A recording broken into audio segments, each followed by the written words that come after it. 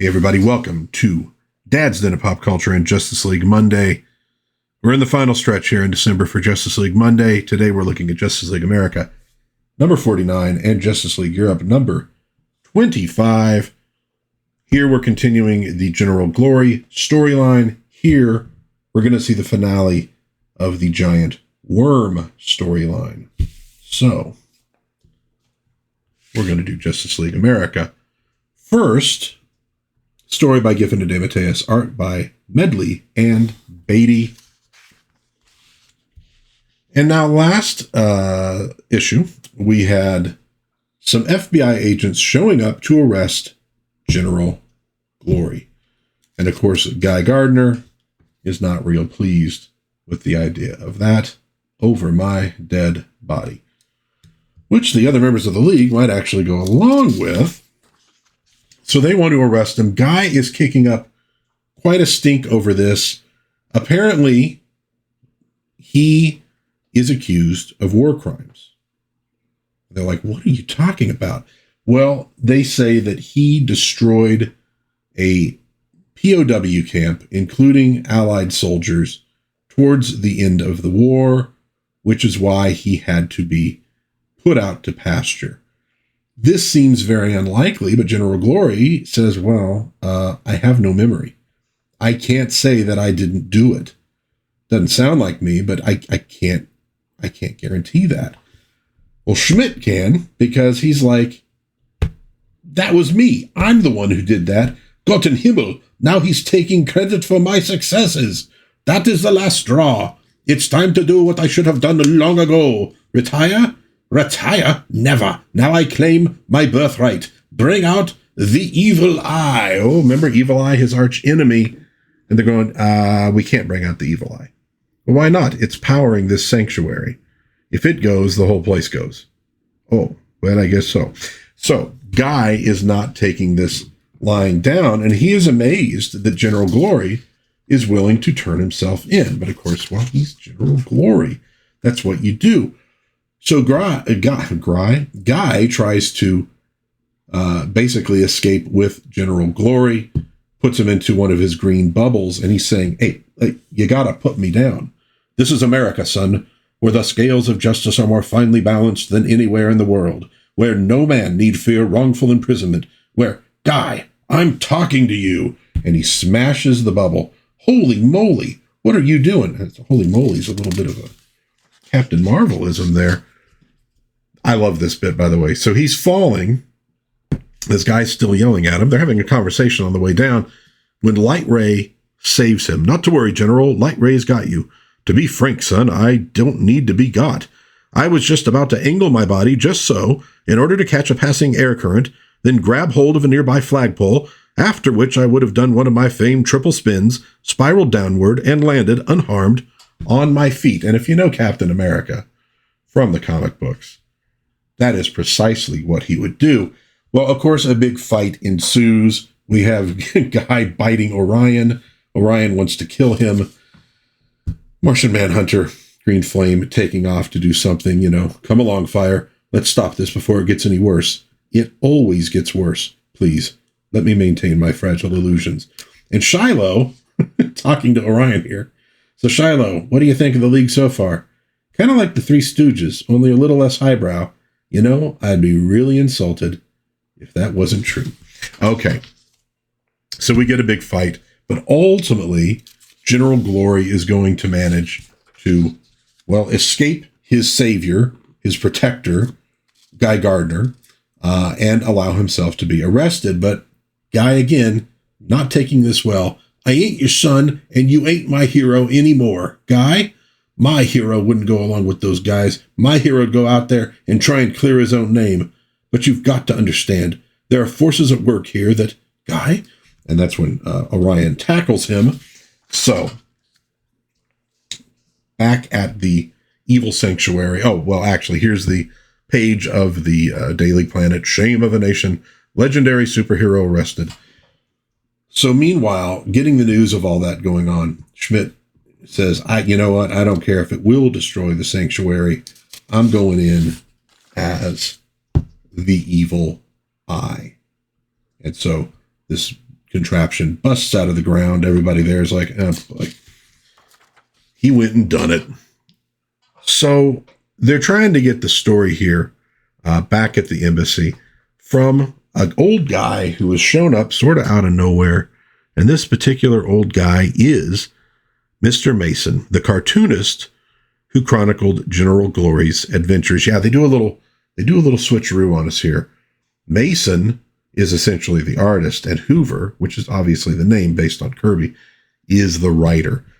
So he tells them that, yeah, they went to him and Hoover to create this General Glory comic book as a way to cover up the fact that there really was a General Glory. They thought they'd be doing it for the good old US of A and all that kind of stuff. So they had access to the files about General Glory's adventures so they could adapt them into comic books. And there's one last story to be told of General Glory that will clear his name. But they were told, if you ever reveal this, you're in hot water. So they had not revealed it until now. He's not going to let General Glory be in prison for something he didn't do. Meanwhile, Newkirk Sharp, who was head of the CBI at the time, so that's the federal bureau that was in charge of this whole General Glory thing, he shows up with Major Ernest, the former Battling boy, at the prison. They're holding him in New Mexico. And Ernie now hates General Glory because he believes that he actually did commit this crime. So he basically betrayed, everything that Ernie believed in, that he thought General Glory believed in. He thinks he's a traitor. And Sharp is, the same way. And so Sharp, though, says, the sad thing is, in this country, the way the justice system is, this trial could go on forever.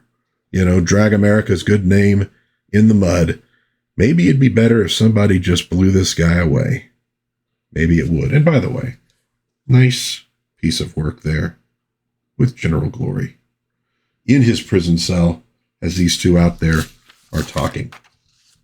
So the Justice League heads to New Mexico with Mason because they now have proof. By the way, I love this little thing here from Ice. Don't worry, Liberty.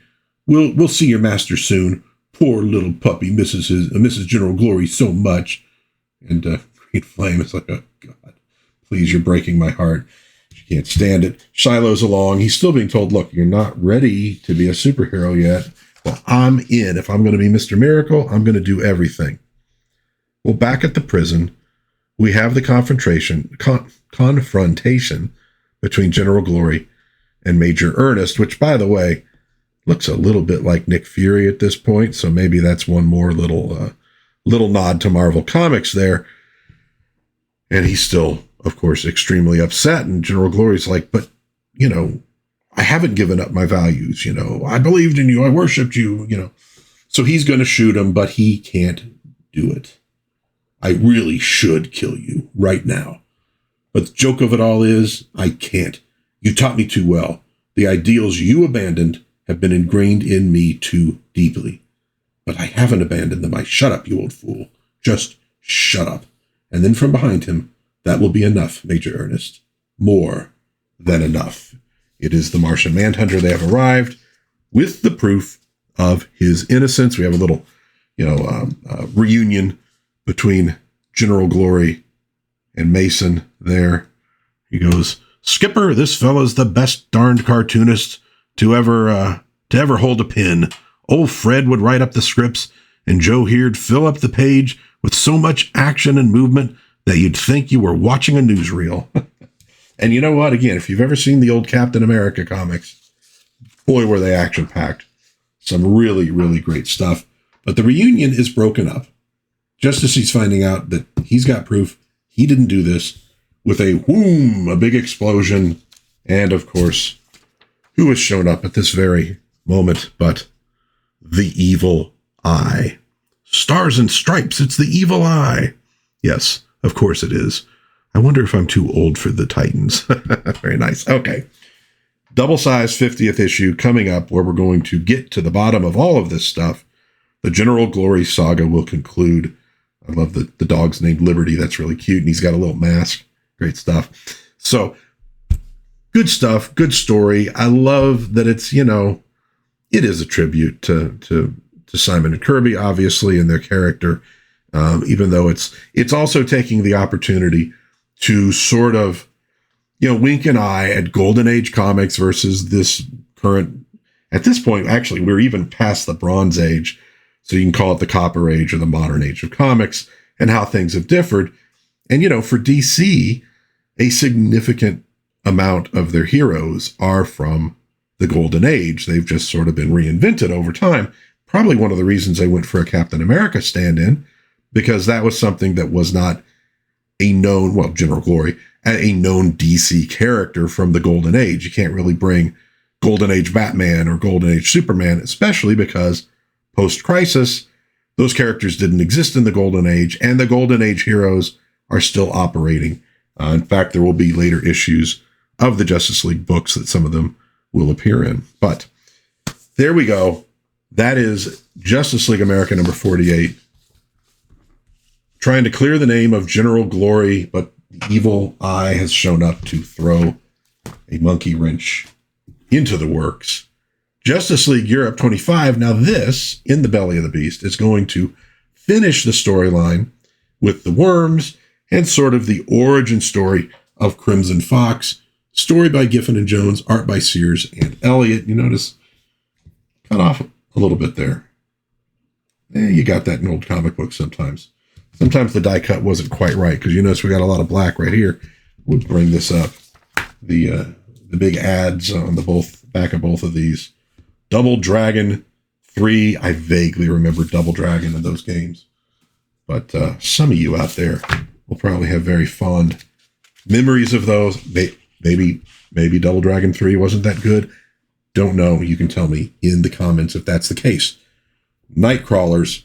We're opening with the Worms, 3 giant worms, and the Crimson Fox in her civilian identity. Well, one of the Crimson Foxes, they are in fact twin sisters. This, I believe, is Vivian, tied to the Revson sign.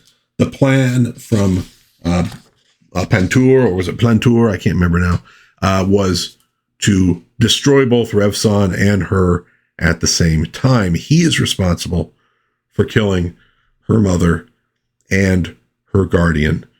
And she's wondering, why don't they attack? Why don't they attack? And he's like, just wants her to sweat. And finally he yells, devour. And the worms go in and destroy everything. And now he's gotten exactly what he wants. That's power, Smythe. And it's mine. No, it's more than mine. It's me. Those worms are an extension of me, Smythe. They are me. They are my hate made manifest. The crawling horrors of my unjustly tortured soul.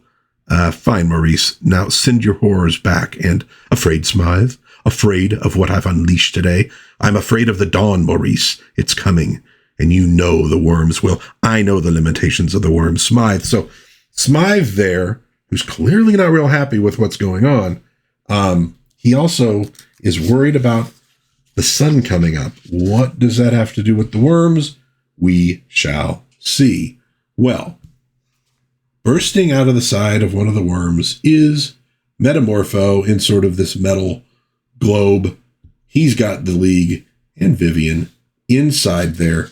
And, Flash, of course, is hitting on Vivian because she is very beautiful. And, of course, they have no idea that she is one of the 2 Crimson Foxes. So they still have these worms to deal with and a toxic cloud coming up from where the factory was, and it's heading towards a city, a town, and they got to deal with that too. So Captain Atom has Flash carry the woman to safety, and he's doing that at super speed, of course, while they go off to do this other stuff. And that's when Maurice sees she is alive. Sullied, stained, all my waiting filthied by them. That's the JLE, Maurice. Now do you see that we have to go? Now do you see? I see that you are a quiverer, Smythe, a whiner, a shaker, a perspirer. If you think we must go, then go. Get out of my sight and get out of my hearing. And this dude's nuts. So he sends them away, and the rest of the cult is happy to go away. By the way, oh, Sears has some really nice work in this. Look at that. Really, really nice work, especially on that character with his tortured, crazy face. So he goes to confront Vivian and finish her off. And who shows up but the Crimson Fox? You always thought you could play games with me, didn't you, Vivian? You never thought you'd lose. Well, she was right, Maurice. That's when she shows up. And what she does is unmask in front of him. You know, let me give you a clue. Adieu, Monsieur Pointure. Constance, the sister. But you can't be. You're dead. Dun, dun, dun. Meanwhile, the League is dealing with that toxic cloud. The Silver Sorceress creates this sort of barrier around it, and then he fries it so it's not going to hurt anybody. By the way, again, just some really, really nice work in this one. Woo, Bart Sears was good. Bart Sears was something special, for sure. So they all go and deal with this cloud. Of course, Power Girl's having to ride on Rocket Red's back because she can't fly anymore. And she's like, why did we all fly over here if you two could do that? He's like, look, just let's get back to the worms. They take off just as Wally West gets back, and he's like, oh, crying out loud. So he's got to turn around. By the way, I do notice it's kind of funny that while they're doing all this stuff, it's very light out. And while he's confronting the sisters, it is very dark. It's all shadowy. Now, of course, they're in a wood, but it maybe wouldn't be quite that shadowy, but it's the perfect look for the conflict that's going on. And so basically, Vivian and Constance manage to get away from him in the woods. They both get a couple licks in. I kind of like this, what she's saying here. You know, Vivian thinks I don't enjoy this, but I do. I do so. So she enjoys being the Crimson Fox just as much. I should say it's Constance. Yeah, I'm going to get the two confused plenty, so don't worry about that. And so they do manage to get away from him, but he still has the worms. And, of course, the dawn is coming up. The worms are bursting forth, and he runs to get the clapper so he could hit this tuning fork and control them. But the clapper is gone. And the worms basically deal with Pointure. And then the worms are dealt with by the sun. And Smythe is like, well, finally, with him gone, we can go back to, you know, our normal cult. We will return to the ancient ways that we were meant to follow. So presumably the cult is not a danger anymore. The heroes, there we have Blue Jay. The heroes watch as the sun sizzles the worms. And you've ever seen that before. You'll sometimes find dried up worms on the sidewalk. They'd come out for the rain. This happens a lot out in Vegas because it gets so hot. The rain is very short. The sun comes and it shrivels them up. And that's essentially what's going on here as Crimson Fox shows back up. And, you know, Cap is a little bit annoyed that she kind of broke ranks. And she's like, well, you know, I was protecting this civilian, you know, so I had to do that. So be it. Okay. So that is now finished. Pointure is gone. Or is he gone? Are we positive he's gone? Maybe Pointure's not gone. You always like to keep these things a little vague so you can bring these guys back for a later date. But the day appears to be saved. We've gotten a little download on the sisters and the Crimson Fox and what that's all about. She's a great character. She really is a great character. You're going to get more of her as time goes by in this book. We're not going to, unfortunately, get to see a lot of that because we only have 3 more issues left. But if you get into this series, and I really suggest you do, because both JLA and JLE are very well written, very well drawn, very fun series. If you get into that, you'll get more of the Crimson Fox.